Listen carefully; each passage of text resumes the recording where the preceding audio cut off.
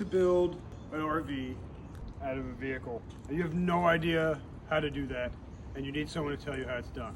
And if you watch all of these videos, you're going to know at the end of those videos whether or not this is for you or not, or if you want to just go buy a manufactured RV. Some people out there do not like the way modern RVs are. I mean, you can get yourself a really nice, like, expensive coach that's $1 million, and it'll be built very well, and it will have all these amazing cool systems in there, but they're expensive.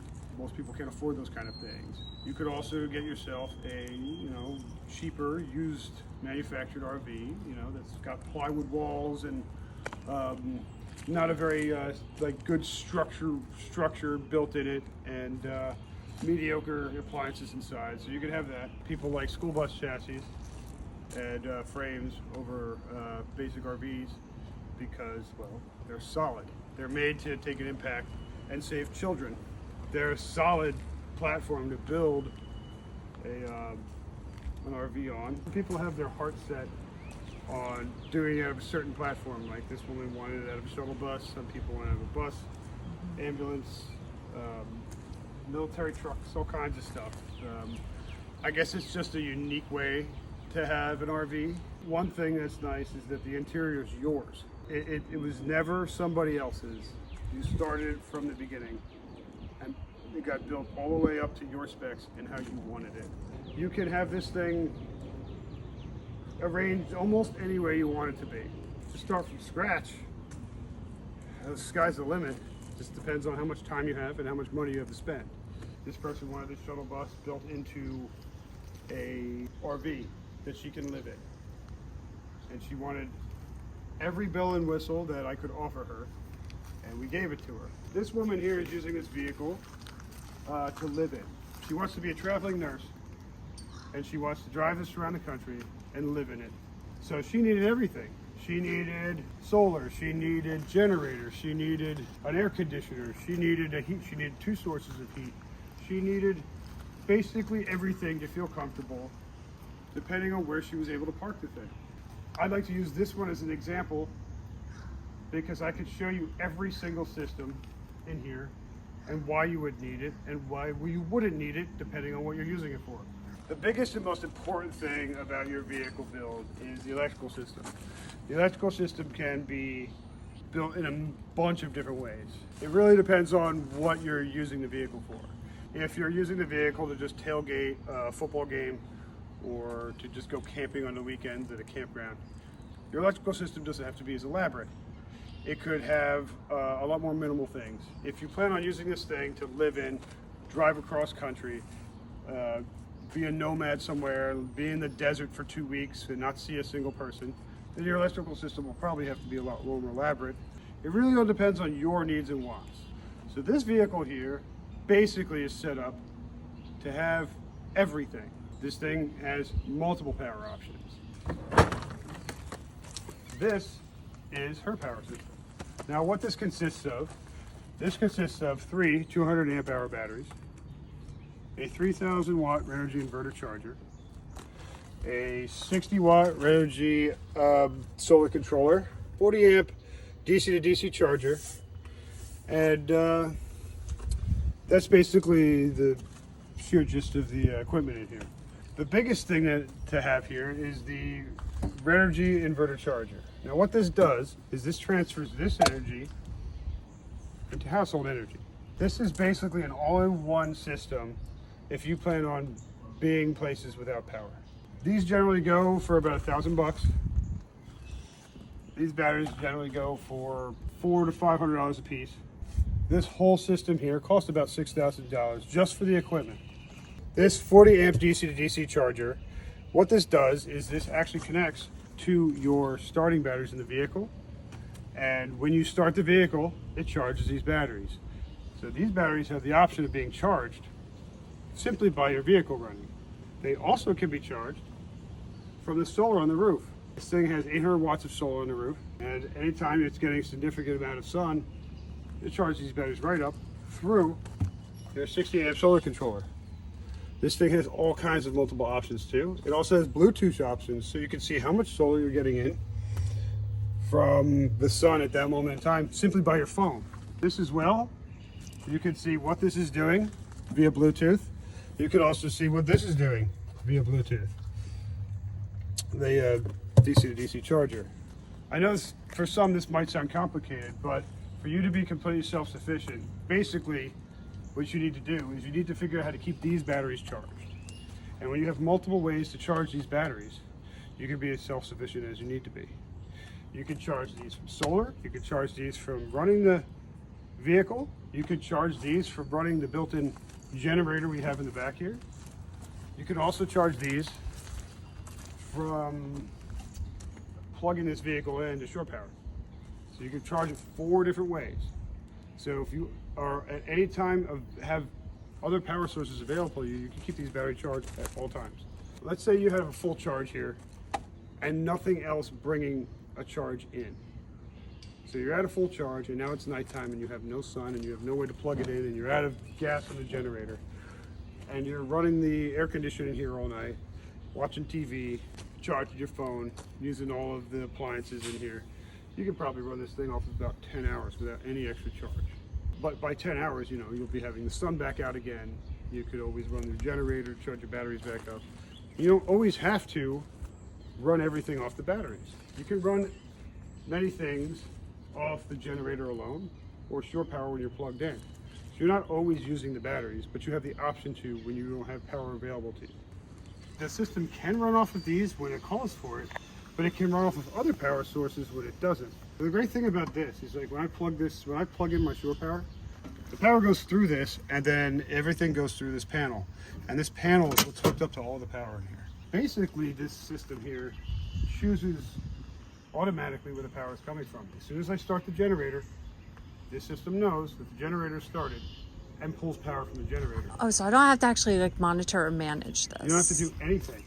If wherever the power comes from, this system knows and automatically transfers the power to the breaker box, which powers everything in here. So there's 3 ways to bring the power in. If you're not doing anything, you have nothing plugged in, this system is always just running off the batteries. As soon as you plug into shore power, then the system is no longer running off the batteries, it's running off the shore power. If you start the generator, the system is now running off the generator.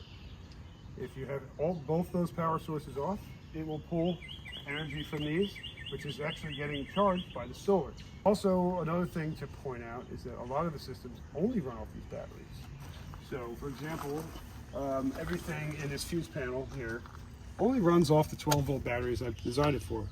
And it could be for things like the overhead lights up here, the fans that are in the ceiling, some simple things like that only need to run off 12 volt and don't ever need to run off your regular 110 circuits.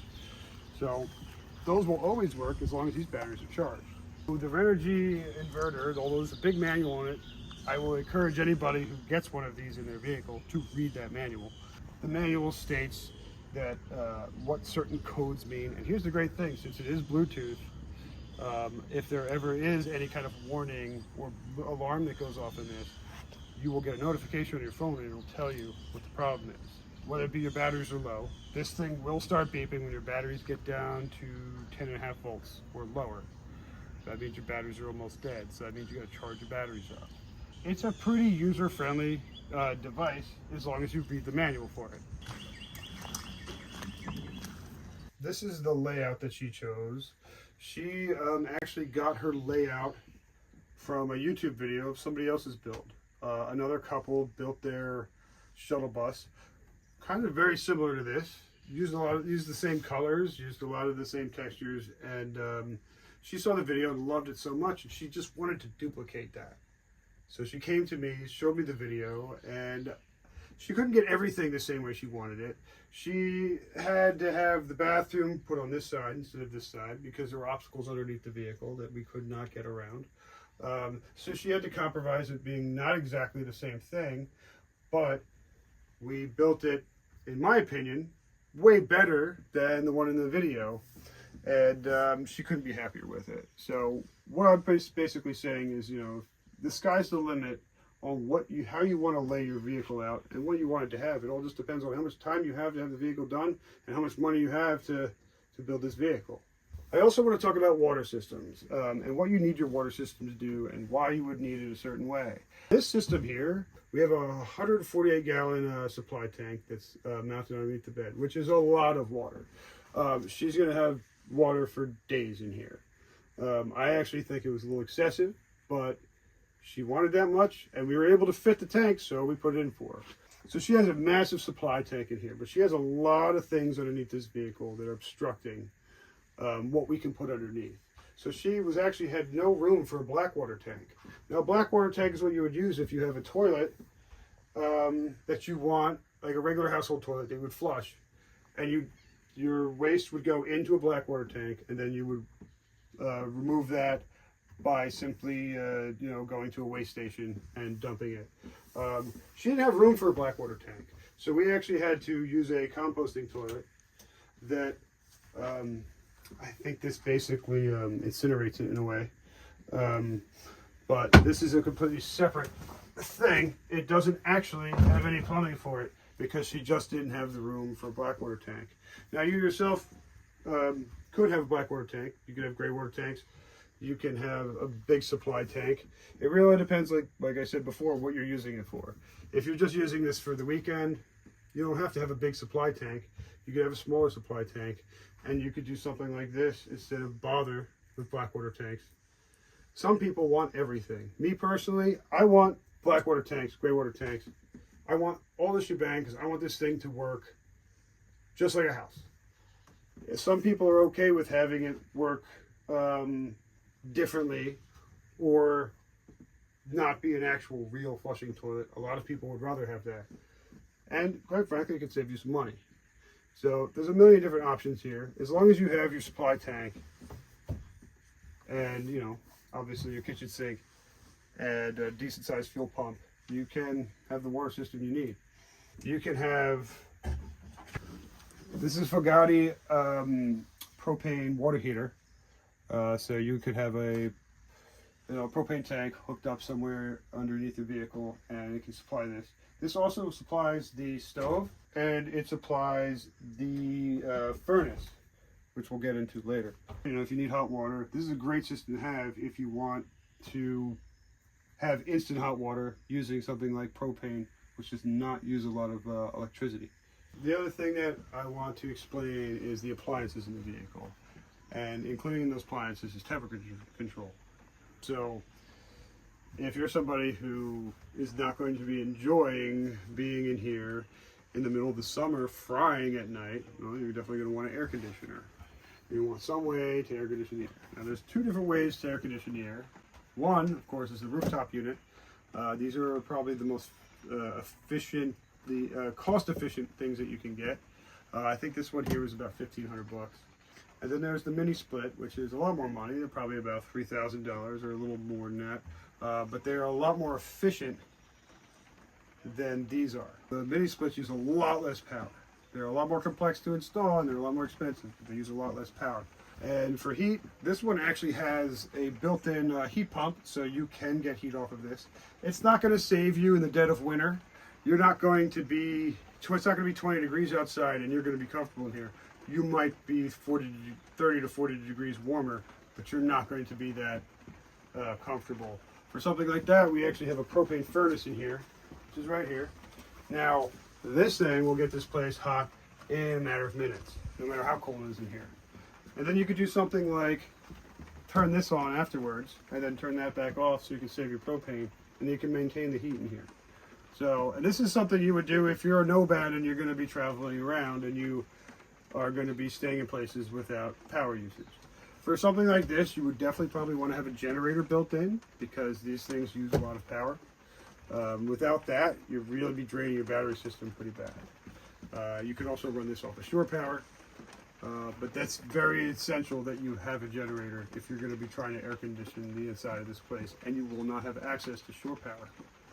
She has a standard propane oven, which is great because this doesn't use almost any power.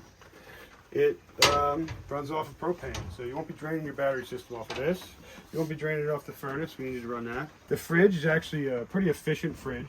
So this is actually a really nice fridge. This fridge I believe cost $1,800, but it has the ability to be a fridge and freezer on each side, and then switch for a full freezer or a full fridge. This thing is actually pretty efficient when it comes to power. So running this and running this at the same time will not be a problem. So she also has 2 rooftop fans in here, and the great thing about these rooftop fans is they have the ability to go in reverse and forward. So you can bring the air in one direction and then it can come out in the next direction, and that'll continuously keep a flow of air in here. So on a not so bad day, you could have air flowing through here and not be running your air conditioner. And it won't feel like the sun is beating down on you and making it hot in here if you just simply have air flowing through here. It all comes down to it. You don't have to have all these systems, but if you're going to be using this for certain things, you might want all of them. You could have them for if you're just going to be doing tailgates and you're going to be hanging out and it's going to be cold and you don't care. Well, you might not need heat in here. You might want air conditioning here and not heat. You might want a microwave in here and not an oven, because all you're going to do is microwave stuff. Another thing that she needed her layout to do is she needed her TV to move around. So this TV can kind of go over here, which she wants to watch while she's in bed, like so. Or it can actually be pulled out and flip around and be facing those doors, so she can actually open the doors and watch it outside if she wants to. She also wanted to have access under the bed, so I built this so you can simply just pull this up without issue and get under the bed for anything. That's also the 148-gallon water tank in there. This comes up for her table, so you can sit at it, she can put her laptop at it, and she can do stuff. She also wanted this to be a second bed, and she wanted storage. So if you want to access the storage, we built this to open 2 ways. We built it to open this way so you can access the storage. And then we also built it so it can turn into a bed. So she does want to have guests sometimes. So you can simply just open it like so. And we basically have a second bed. That's a decent sized bed too. Yeah, it's comfy. The purpose of this video is to inform you on all of the systems that can be in the vehicle that you want to build, and in any configuration you want them to be. So you can actually sit down and make the decision on how you want your vehicle built, and you can have basically everything you need to present us when it's time to execute the project.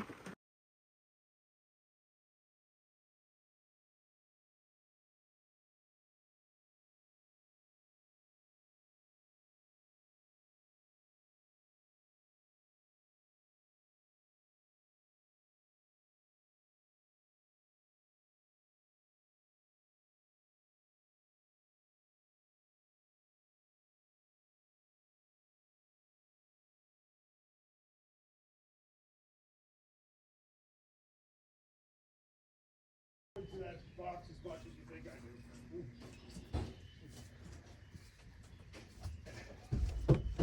Yeah, I got what I needed.